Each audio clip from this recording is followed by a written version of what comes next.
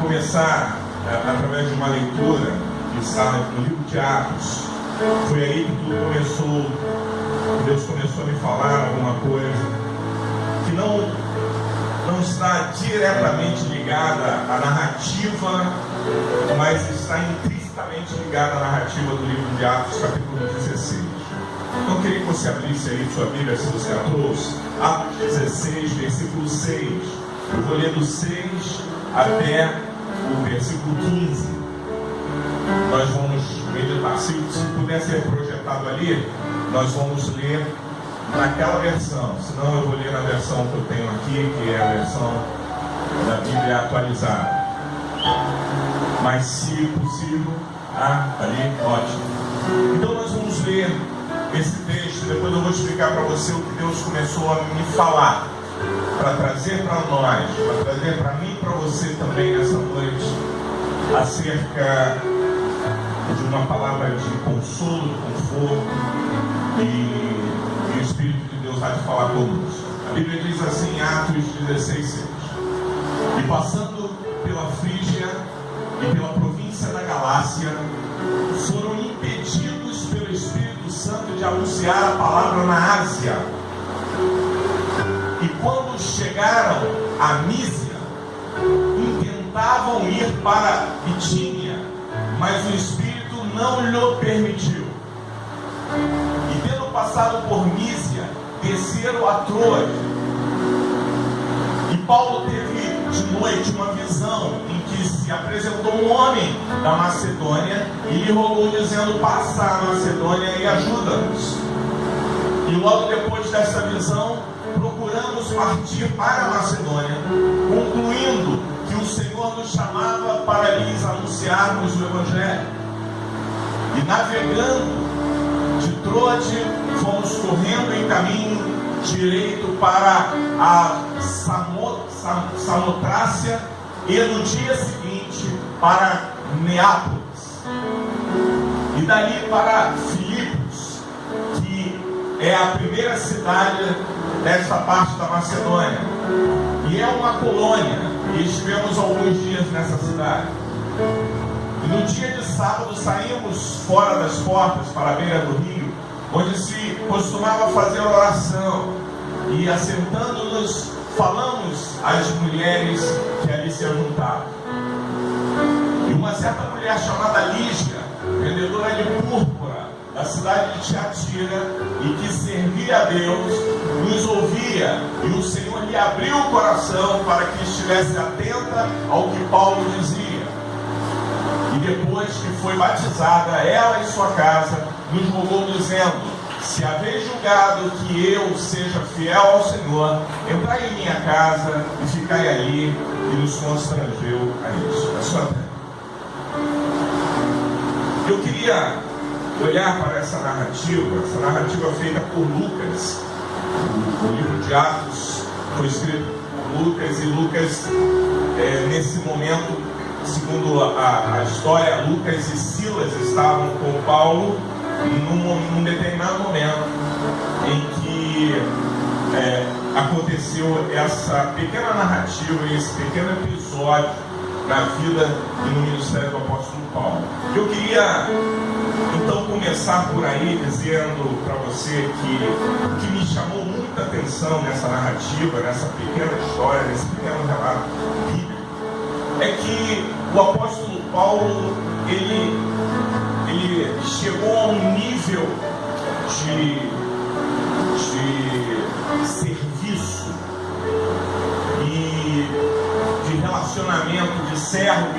Senhor tão alto, tão profundo, porque talvez a gente tenha que mensurar esse nível de senhorio, o nível de entrega da vida a Deus, como algo que é gradual e profundo, e vai se aprofundando. E o apóstolo Paulo, que é um dos grandes homens que serve de exemplo para as nossas vidas, nesse ponto aqui, nós vemos que por duas vezes ele intentou, ou ele pensou, ou ele idealizou fazer alguma coisa, e nesse projeto de Paulo, Deus interferiu. E eu, quando estava lendo, irmãos, isso me chamou muito a atenção, porque a gente, quando entrega a vida para Jesus, quando você diz, Ele é meu Senhor, e eu sou o seu servo, sua serva, as coisas na nossa vida não podem mais e não vão mais acontecer de qualquer jeito, de qualquer maneira, sem uma direção, sem um controle, sem que haja uma orientação do Espírito Santo. A Bíblia diz lá em Romanos capítulo 8, versículo 14, que aqueles que são guiados pelo Espírito de Deus, esses são filhos de Deus. Então a gente percebe que há uma ligação entre ser filho de Deus e ser guiado pelo Espírito de Deus. E muitas vezes a gente acha que o que está acontecendo na nossa vida, ou que as coisas que acontecem na nossa vida são sorte ou azar. Estão acontecendo porque tem que acontecer mesmo, porque é assim mesmo, porque a vida é assim. E eu olhei para essa situação de Paulo porque é uma situação atípica e muito especial, porque Paulo nesse momento estava intentando ir para a Ásia para pregar o Evangelho. Era essa a intenção de Paulo. E aí você vê na primeira intervenção do Espírito que o Espírito de Deus interviu e disse: Paulo, você não vai para a Ásia. Eu falei, mas Deus, não era um propósito bom? E eu fui olhar um pouquinho o que era a Ásia. A Ásia era um lugar, era uma região que tinha um potencial violento para que o Evangelho fosse pregado e vidas aceitassem Jesus. E aí o Espírito diz: Paulo, você não vai. É o que está escrito aqui nesse texto. E aí eu parei para pensar e falei: aqueles que são guiados pelo Espírito de Deus e que vão entrando no mar de Deus, naquele mar que é falado em Ezequiel 47, sabe? Aquele que, quando você começa na tua experiência de vida cristã, na tua experiência de vida com Deus, você começa, você entra e você tem águas lá nos teus tornozelos, e aí você vai e se aprofunda e as águas vão subindo. E esse descritivo também nos remete a essa situação de sermos controlados pelo Espírito, porque essas águas chegam a um determinado ponto que a Bíblia diz que aquele homem que estava entrando nas águas, ele já não podia mais controlar, os seus pés já não estavam mais no chão, e ele não conseguia mais ficar ali de pé com firmeza, senão nadando. E aí o Espírito de Deus começou a me falar: sabe o que estava acontecendo com Paulo? Paulo chegou a um nível de entrega ao senhorio de Deus, que até pregar o Evangelho dependia que o Espírito Santo confirmasse isso, dissesse: Paulo, está na hora de ir, ou não está na hora de ir. E Paulo estava nesse momento, eu imagino Paulo já num alto nível de entrega e de processo de entrega, de controle da vida ao Espírito Santo, ao ponto que o Espírito de Deus estava guiando todos os seus passos. Se nós parássemos para pensar, humanamente falando, não é correto, ou não seria correto Paulo deixar de ir para a Ásia para pregar o Evangelho. Paulo era um missionário, ele estava em missões, estava com dois companheiros, Lucas e Silas, nesse momento, e ele estava fazendo missões, e o objetivo de Paulo era pregar, e muitas vezes os homens tentaram parar Paulo, ou parar com violência, ou parar por cuidado. Teve momentos que Paulo foi em reuniões com seus irmãos, e um dos seus irmãos, movido pelo Espírito, disse: Paulo, não vá para tal cidade, porque se você for, vão te pegar lá, vão te bater, vão te açoitar. E ele falou: peraí, se o problema é eu ir e ser açoitado, então deixe-me ir, porque eu fui chamado para isso, para esse fim, e eu vou assim. E aí Paulo, nesse episódio aqui, é isso que eu fui enxergando. Deus tem propósitos na nossa vida, e quando nós deixamos Deus dirigir a nossa vida, direcionar a nossa vida, dar sentido a ela, nem tudo o que achamos que é correto ou que devemos fazer, de fato devemos. E quando o Espírito Santo guia a nossa vida, nós começamos a ter experiências semelhantes à de Paulo. Quando achamos que temos que ir numa direção, de repente Deus fala assim: não é nessa direção, você vai para outra direção.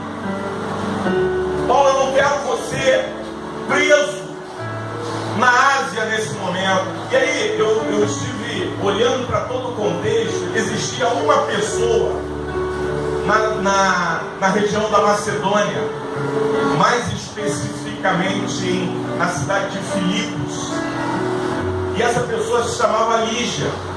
Era uma mulher que estava lá. Paulo estava com o coração e com o pensamento: eu vou para a Ásia e vou alcançar multidões. Era isso que Paulo estava pensando. E aí o Espírito disse: Paulo, você não vai para a Ásia. E aí Paulo, movido pelo Espírito, em obediência ao Espírito, fala: não vou para a Ásia. Ok, não vou. Aí ele então projeta uma outra coisa, em uma outra cidade, em um outro lugar. Então nós vamos para Mísia, se eu não me engano, era outra cidade. E aí o Espírito de Deus de novo diz: Paulo, você não vai para Mísia. Eu falei: Deus, que coisa é essa? E aí, olhando para todo o texto, eu descubro que Deus tem um propósito, uma vida, que na verdade não seria só uma vida, mas naquele momento era uma vida. Olhando humanamente, era para uma pessoa que Deus queria tratar, e queria tratar com Lígia. Impediu Paulo de ir para a Ásia para tratar com multidões. Impediu Paulo de ir para Mísia e ir para outro lugar, porque Deus tinha um propósito na vida de Lígia.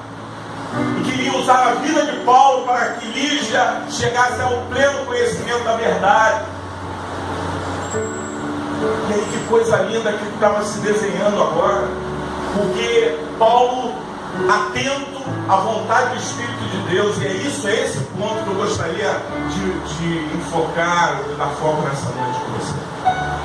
Muitas vezes Deus quer usar a gente, Deus quer direcionar a gente, Deus quer levar a gente, Deus quer conduzir a gente, Deus quer pegar a gente pela mão e falar: agora o teu tempo é aqui nesse lugar, agora o teu tempo é ali naquele lugar.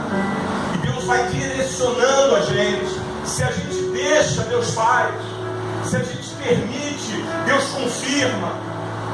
E aí Deus sempre vai ter um propósito que eu ainda não conheço nesse tempo.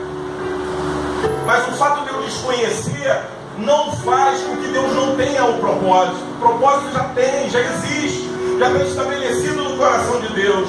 Deus, na sua infinita misericórdia, já tinha visto Lígia.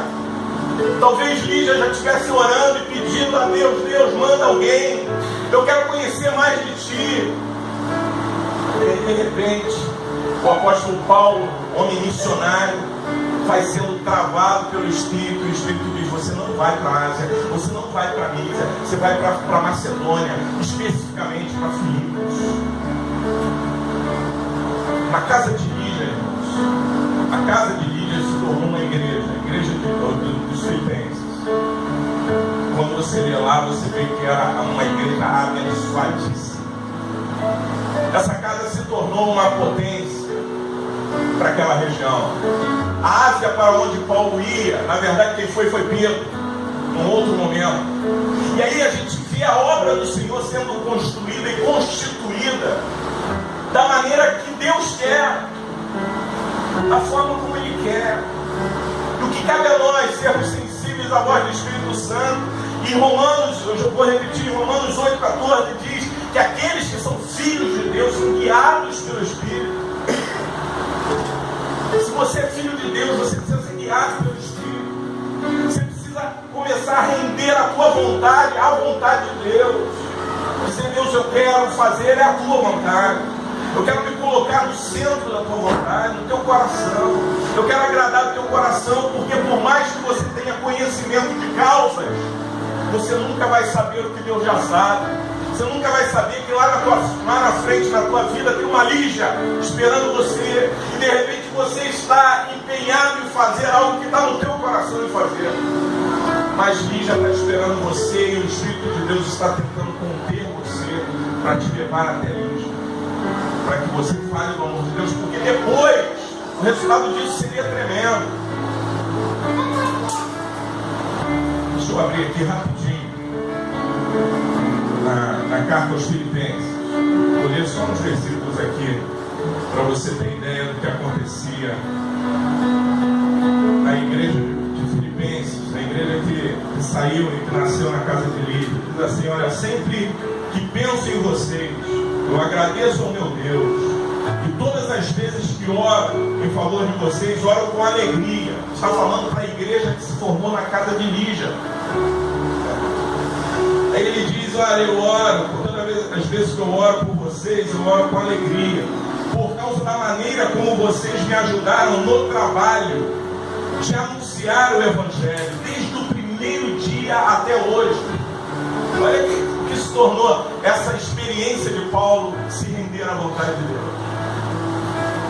E aí ele diz: pois eu estou certo de que Deus, que começou esse bom trabalho na vida de vocês, vai continuá-lo até que ele esteja completo no dia de Cristo Jesus.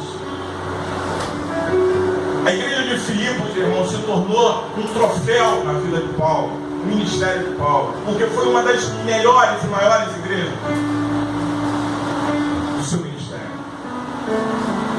E aí, quando eu estava olhando para tudo isso, eu falei: Deus, quantas vezes nós damos muros em pontas de faca?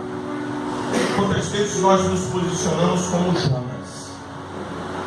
Nós dizemos que Deus é o nosso Senhor, e que como Senhor Ele tem o direito de intervir na minha vida. Nós dizemos isso, contudo na prática nós não fazemos isso. Nós andamos conforme os desígnios do nosso coração, nós fazemos a nossa vontade, não oramos para tomar as nossas decisões. Vamos muito na base da empolgação. E olha que Paulo, nesse sentido, e no contexto que está aqui, Paulo tinha todo motivo para dizer para Deus: Deus, eu estou indo fazer a tua obra, eu estou indo pregar na Ásia. Deus disse, o Espírito, a Bíblia diz aqui que o Espírito claramente deteve Paulo e disse: Paulo, você não vai.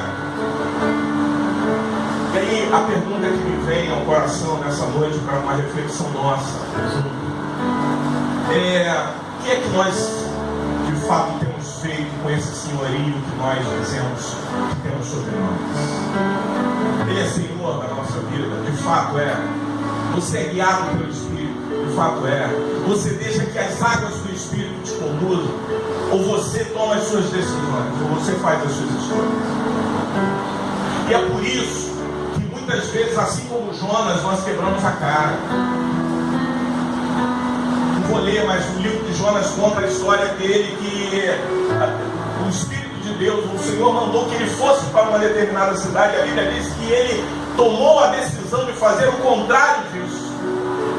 E ele comprou uma passagem, entrou num barco, e nesse barco sobreveio uma grande tempestade. Às vezes, irmãos, o Espírito de Deus falou isso no meu coração. Às vezes as tempestades da nossa vida são frutos de uma falta do senhorio de Deus em nós. Não precisa muito para a tempestade passar, mas muitas vezes as tempestades se levantam porque nós nos colocamos ao contrário, na contramão da vontade direta de Deus. E aí começamos a ter reveses na vida. E esses reveses começam a se levantar como ondas no mar. E a gente não consegue dar um passo, a gente não consegue avançar, a gente começa a sofrer com essa situação. Porque Jonas estava no barco errado, no lugar errado, indo para o lugar errado. O Espírito de Deus tinha dito para ele: Jonas, vá pregar a minha palavra. Fala para mim. E ele toma uma direção contrária e ele vai para Tarsis, e no meio do caminho as ondas se levantam e a tribulação vem e as coisas vão acontecendo, e Jonas não entende, e de repente os passageiros, as pessoas que estavam ao lado dele também não entendem, estão sofrendo também, começam a jogar as coisas para fora para tentar aliviar o barco.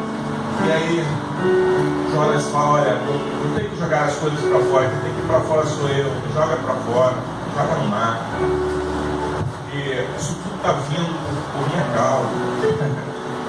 E Deus falou para mim que se submeter ao senhorio dele e ser direcionado por ele em todas as coisas.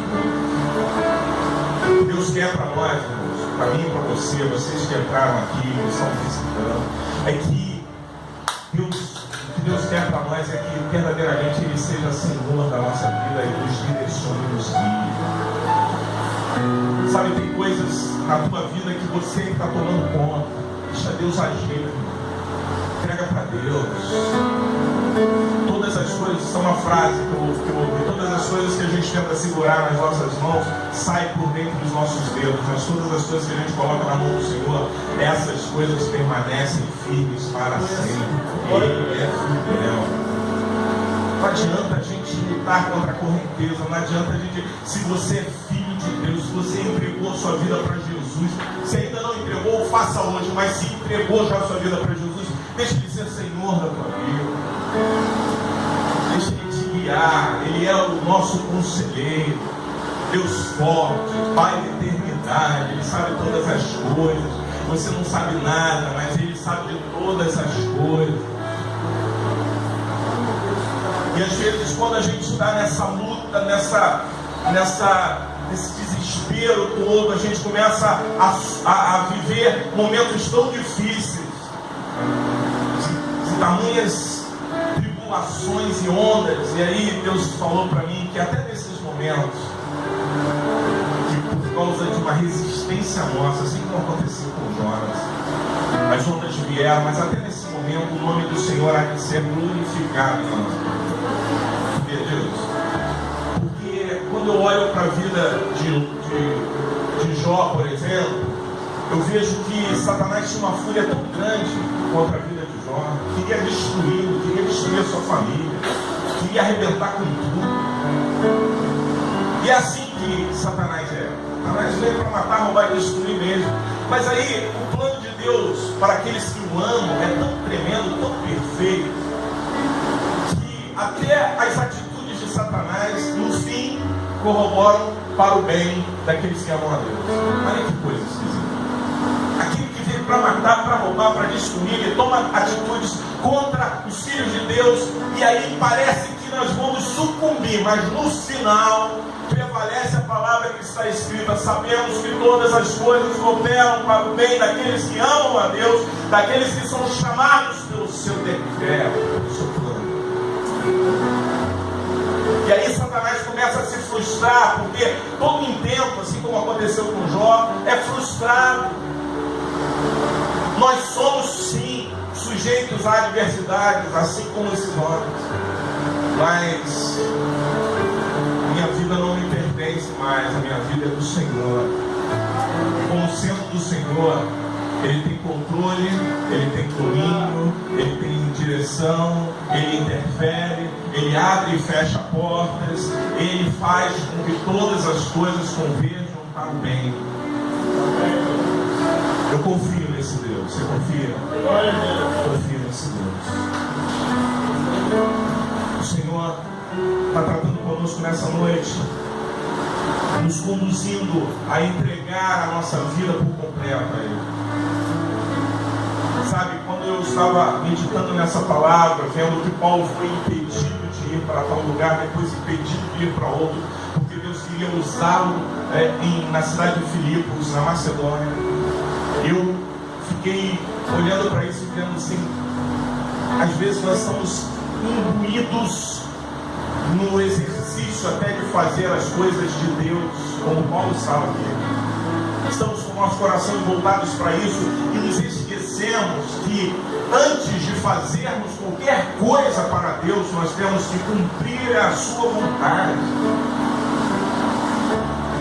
Porque em nome de fazer para Deus, muitas vezes nós cumprimos a nossa vontade. Em nome de fazer para Deus, nós vamos para onde nós queremos. Em nome de fazer para Deus, nós tomamos a direção da nossa vida e dirigimos os nossos passos.